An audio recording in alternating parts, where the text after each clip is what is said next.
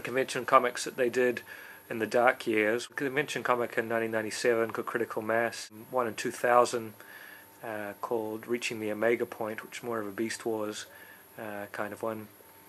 One in 2001, which I really would like to get a hold of, called The Wreckers Part 1. I have The Wreckers Part 2 and Part 3 that were done in 2002 and 2003. Right here, these are reprints released by 3H Productions, and they're really cool stories. And I also have Transformers Abduction from the 2003 convention, which 3H also put out. And the last convention one that I got from 2005 is a re-release of the Beast Wars prequel. It's called Transformers Timelines, which is a convention comics special. So missing 3 convention comics. I'd only be looking to get reprints of them just to have the story. You got the touch, you got the power,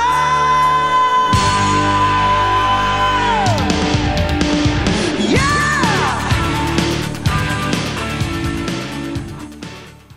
So after Dreamwave shut down in November of 2004, less than 12 months later, on October 19th, 2005, IDW released the prelude to their first miniseries, issue 0 of Transformers Infiltration, and then went on to do the 6-issue miniseries of the same name, Transformers Infiltration. Now, I didn't really like the storyline. Seemed too based on young humans, kind of reminded me of Armada in that way. The artwork wasn't quite as good as Dreamwave, but it was still of a very high standard. IDW went on to do several 6 or 4 issue miniseries, starting with Infiltration, then going on to Stormbringer, Escalation, Devastation, Maximum Dinobots, and the Megatron Origins. Megatron Origins, I didn't really like the artwork, and it was such a good potential for a great storyline, and just seemed really like a real mess. But by the time the further they went along, the further they got away from the sort of silly human storylines that they had going. It was a big backlash from the fan community online, and they responded nicely by correcting the sort of direction that they were going in. And by the time All Hail Megatron started, which ended up being like a 17-issue series, they were really firing on all cylinders. They also did some other, like some What If miniseries. I got this one called Heart of Steel,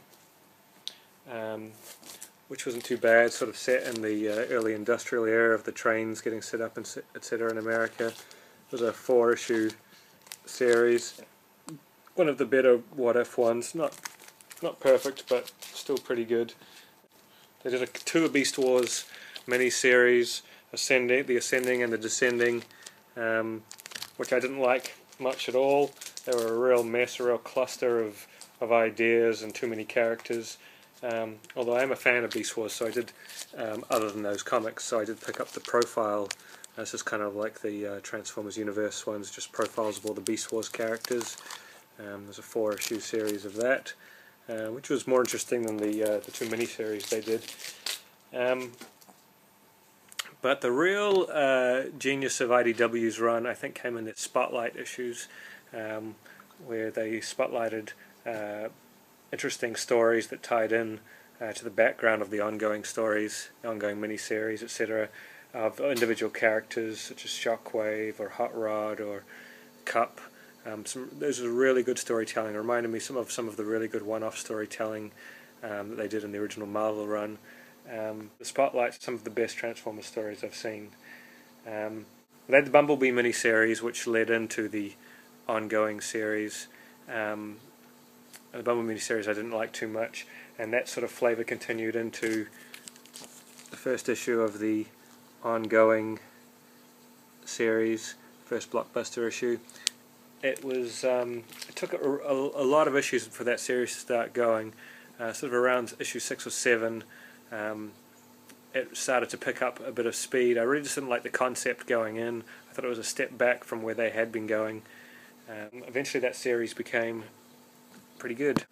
The Transformers ongoing went to issue 30 before it split up into Robots in Disguise and More Than Meets the Eye, two ongoing series which going to sort of take on two different parts of the story. It seemed like through the miniseries they'd have one miniseries more based in space, one miniseries more based on Earth, and lots of different storylines going.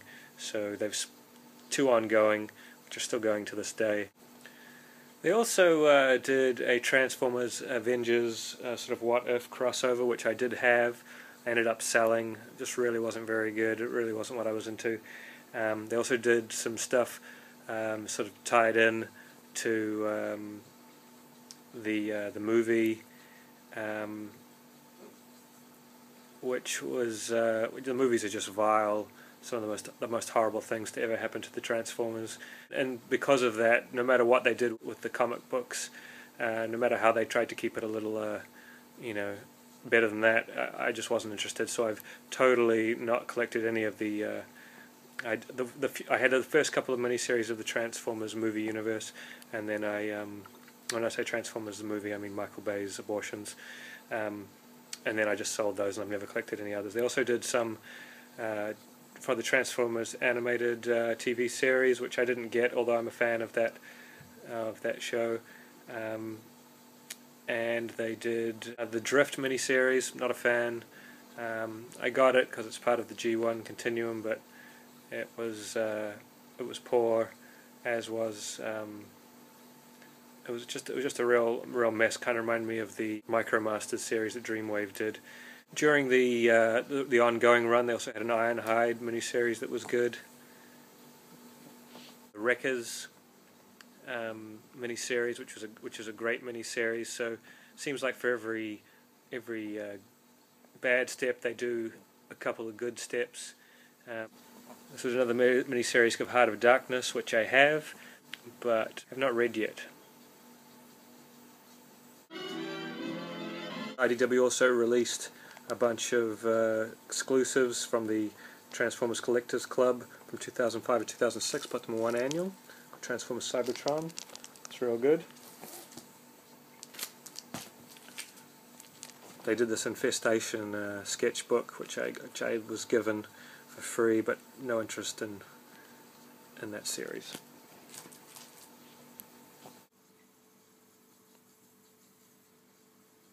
So there we have it. Pippi and I have gone over all the miniseries that IDW produced, all the ones that I have, which are the G1 Continuum storylines, all the Spotlight issues, the ongoing series, which is now split into two ongoing series, the avoidance of anything to do with the universe Michael Bay has created, which is disgusting, and